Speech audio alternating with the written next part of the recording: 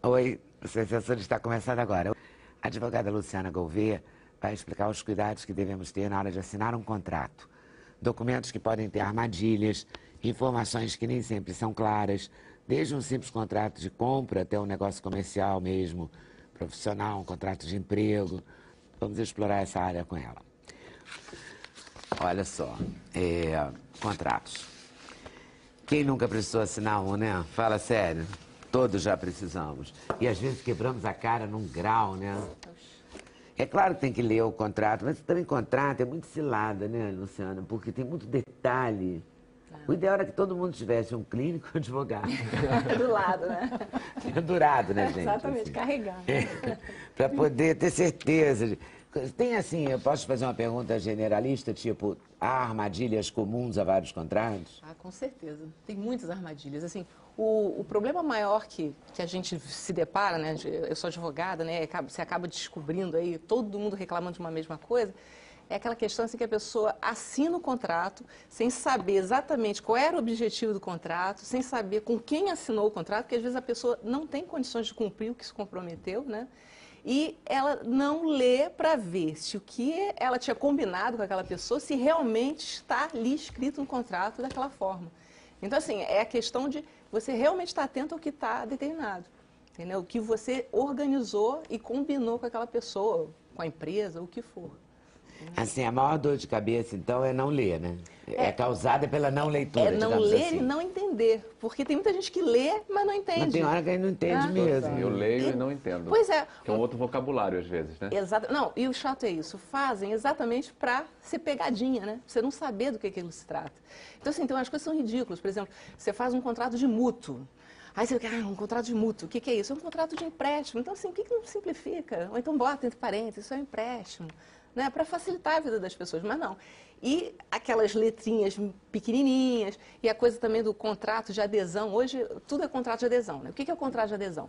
É você chega no lugar, hoje mesmo eu assinei aqui um contrato, que a gente pode dizer que é de adesão. Vê um contrato pronto. Do uso da imagem. Isso, do uso da imagem. Então, vê aquele contrato pronto e não tem o que você discutir. Essa é a grande questão. Em geral, os contratos estão prontos, são padrão. Né? Exatamente. Mas aí o que acontece? O banco, eu já vi bancos hoje em dia, quando você vai assinar, por exemplo, um contrato com um banco, eles te dão uma folha dizendo assim, imutável, porque é um contrato de adesão e você não pode mudar aquelas cláusulas. Então, você já nem reclamar. Só que, se a cláusula for abusiva, você pode sim mudar. Você vai no judiciário, você vai ter que ir para o judiciário, né? Vai ter que brigar na justiça. Vai ter o certo trabalho. Mas você vai ter que, você pode brigar e mudar, anular aquela cláusula, modificar o que for possível, entendeu? Mas, por exemplo, os planos de saúde são contratos também, né? Também. Tudo é contrato. A gente tem os contratos que são... O contrato é um instrumento que mostra, ou visualmente, né, você vê escrito num papel, né, o que foi acordado, ou verbalmente, você ouve, né, você entrou no ônibus, eu quero passagem para lugar tal. Isso é um contrato, né, que você está fazendo verbalmente. Então, acaba que a gente faz contrato o tempo todo sem perceber que está fazendo um contrato. Casamento. Casamento é contrato. Casamento é contrato. Hoje em dia tem até aquele que é antes do casamento ou independente do casamento, que é a união estável. União estável, né? Você também vai lá e organiza, né? Como você vai definir. Como você vai definir. Tudo é contratual. Né? Tudo é contratual. Mas, por exemplo, num contrato de aluguel, outro dia eu estava conversando sobre isso e me disseram, tem que alugar por 30 meses. Você não pode ter um apartamento e alugar por um ano? Lógico que pode. Você pode alugar por 3 meses, pode alugar por 2 dias. Que pode? Só você combinar com a parte. Mas isso vale? Depois a pessoa não entra na justiça? Existem umas determinações de justiça, mas você decidir quanto tempo você vai alugar um apartamento, se você combinar com a pessoa que está te alugando, é problema de vocês dois. Existem umas cláusulas que você não pode mudar, que é para te proteger, para proteger o consumidor e tudo mais. Mas essa de decidir quanto tempo eu vou alugar o meu apartamento é problema meu. Entendeu? Não fico... Acabei de descobrir isso, olha aí. Não, me falaram também que é queria 30 alugar o meses, meu. eu queria alugar Não, um mas apartamento. esse é o que está na lei, que é o comum, entendeu? Então, assim, quando você vai fazer um contrato de aluguel, você vai lá e determina, 30 meses, é o mínimo. Mas se você tem aluguel de temporada, entendeu? Você Mas pode... a pessoa pode não sair, me falaram que a pessoa pediria para, como é que chama, um valor X para sair. Não, quando você contrata, aí você determina, olha, se você for sair antes do que a gente combinou, você vai me pagar uma multa de tantos aluguéis e tudo mais. Ou se você sair depois, você vai me pagar além do aluguel, vai me pagar mais isso, mais que for combinado. E se a pessoa não sai e tem que sair na marra, você tem que despejá-la, né? Você tem que entrar com uma ação judicial mesmo, e o que você vai despejar pode ser que aí vai cobrar um pouco mais. Você vai pagar o advogado também da pessoa que teve que contratar, preparar o despejo. Então, assim, não tem um padrão, parece que a Isabela está falando. Não tem um padrão mínimo de aluguel. Não, o mínimo seria esse que está na lei, que são os 30 meses, mas você não é obrigado a estar amarrado àquela história, entendeu? E existem outros tipos de contrato que você pode fazer com relação a apartamento, a casa, coisa. Pode ser um comodato, por exemplo, você está emprestando o seu apartamento, entendeu? É outro formato que tem. Então, assim, o ideal sempre é procurar um advogado. E, de preferência, um advogado que seja um amigo, que seja conhecido. E as pessoas, assim, não procuram. E hoje em dia você tem a Ordem dos Advogados, a OAB, né? Que no Rio de Janeiro você tem uma OAB, você tem uma OAB federal, né? Mas tem OAB em todos os estados. Em todos os estados. Você procura, e em alguns locais específicos, né? Você procura a OAB e pede ajuda. E eles vão te dar ajuda até gratuita, vão te encaminhar a um advogado que possa esclarecer suas dúvidas. E é importante, gente, porque a gente vê como o consumidor é maltratado no nosso país, entendeu? As reclamações aí com relação a cartão de crédito, né? Com relação a banco, telefonia. Telefonia é absurdo. Telefonia e como é que eles vitoriosa. tratam a gente, né? Assim, outro dia eu fiquei zangada, cancelei 2 cartões ao mesmo tempo. Como é que a pessoa não te atende nem bem, não está nem aí, né? Porque são muitos consumidores, dane-se, não vou tratar bem dela não. Mas então cancela, porque eu não vou tratar mais com vocês, não vou perder mais meu tempo. Mas o consumidor não faz isso, né? E aí a pessoa até diz assim, mas se a senhora cancelar agora, a senhora não vai receber o dinheiro que a gente cobrou a mais. Eu disse, não tem problema, meu, eu sou advogada, eu vou entrar com a ação com vocês, mas eu tenho essa vantagem, né? Aí as outras pessoas não têm, acabam não processando. E tem um índice aí que se fala que como essas grandes empresas já sabem que 20% é que vai reclamar no judiciário, na justiça, então eles fazem mesmo, porque é lucro para eles. É pouco, é lucro. E o tempo que vai demorar a questão do judiciário também, esse dinheiro eles estão usando, entende? Assim, não é simples. O contrato de aluguel, então, é uma questão, o contrato com a telefonia é outro, o contrato com cartão de crédito também é complicado. Também é complicado. Tem que ler, tem que entender. Apesar de que vai ler, vai entender, mas vai ter que assinar. O cartão de crédito a gente manda esse contrato, só depois que você já é cliente 3 dele. meses depois chega pelo correio, né? Agora, você pode questionar aquelas cláusulas, entendeu? E eles provavelmente não vão mudar. Assim, você tem todo o direito hoje pela lei, né? Você pode pedir ao cartão de crédito, olha, eu quero essas cláusulas, essas condições. É lógico que ele só vai aceitar aquelas que já estão enquadradas lá no contrato que ele já pré-determinou. Mas, assim, você tem o direito de questionar e dizer, então tá ok, não faço. Mas o grande problema que a gente percebe é isso, é a falta de informação, a falta de cuidado e atenção com que efetivamente você quis com aquele contrato e que você não entendeu o que estava escrito. Entendeu? Você deixou lá, você acreditou que ali estava dito o que você pode combinou. dizer isso? O quê? O juiz que você acreditou. Não, o juiz vai dizer, mas a senhora assinou. Está assinado. Está valendo, vale o escrito. Vale o escrito. Se for um contrato de adesão... Mas às vezes o escrito é dúbio, né? Aí tem como você questionar. É uma armadilha, que só um advogado... vai captar e vai reclamar. Um clínico e um advogado. E aí a gente decide se vai ao gastro, se vai ao otorrino.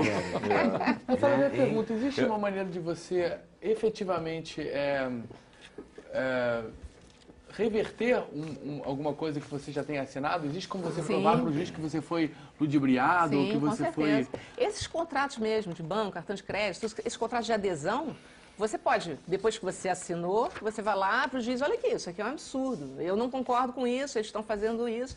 Mas isso eles também alegaram que é padrão. Isso, aí, por ser padrão, aí o juiz, se achar que é uma cláusula abusiva, ele vai dizer, não vale. Então, vamos acabar com isso aqui. Isso eu pode volto acontecer. aí com alguma questão ainda, tá? Tá ótimo. Intervalo, voltamos já já. Sem censura no programa da TV Brasil.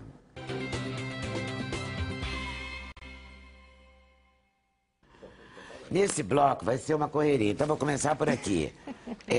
A peça... Vai lá, pode fazer assim? Pode. Samba Futebol Clube e Ricardo III.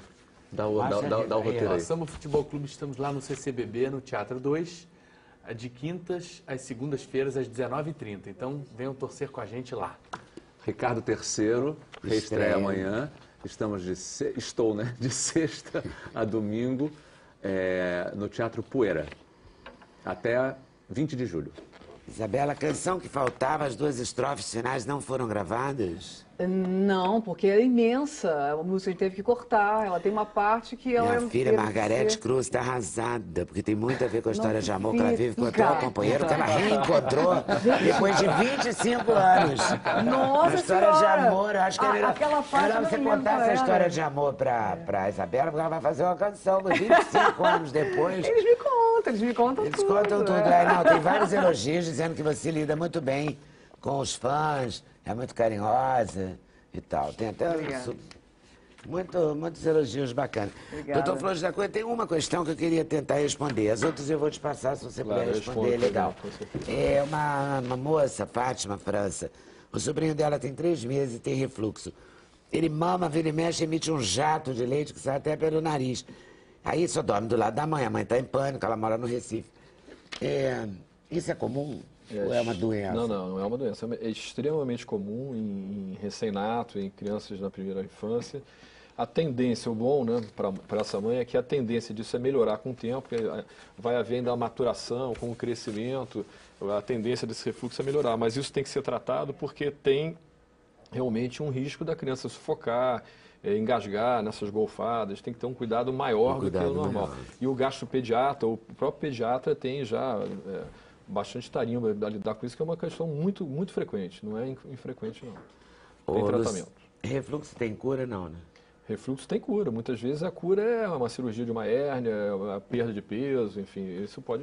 São vários procedimentos que podem Exatamente, curar. depende do... Você queria dar um recado rapidinho sobre cuidado com procuração, né? Porque as Não pessoas... fica assinando procuração para os outros, Isso, né? para qualquer um e não ler. Tem que observar bem que tem nas procurações que está escrito lá que dá poderes para a pessoa receber e dar quitação. Ou seja, o advogado ou a pessoa que foi dada a procuração tem poderes para receber o dinheiro e dar o recibo. Quitação. E as pessoas depois não sabem por quê. Mas eu dei a porque procuração e não vi dançou, o né? dinheiro. Não então, vacile. Tá esperto, Não vacile, né? É. Isabela, então, dia 7 no... 7 no Imperator, lá no Centro Cultural João Nogueira, é um sábado. E depois, dia 22 de junho, eu faço um voz e violão em Campos do Jordão também, que é bem bacana. E depois, agora em julho também tem acho que tem... Bom, e tem Minas, finalmente, eu vou para ótimo. Minas. Aos mineiros que ficam me cobrando, Ela aguentem estará mais lá. um pouquinho que a gente Eu vai terei chegar. que encerrar o programa, senão vão cortar o programa. Dá um acorde para mim para encerrar. Dá um Obrigada por acorde. terem vindo. Boa tarde, boa noite. Obrigada. Até amanhã, se Deus quiser, aqui na TV Brasil. Valeu. Acabei.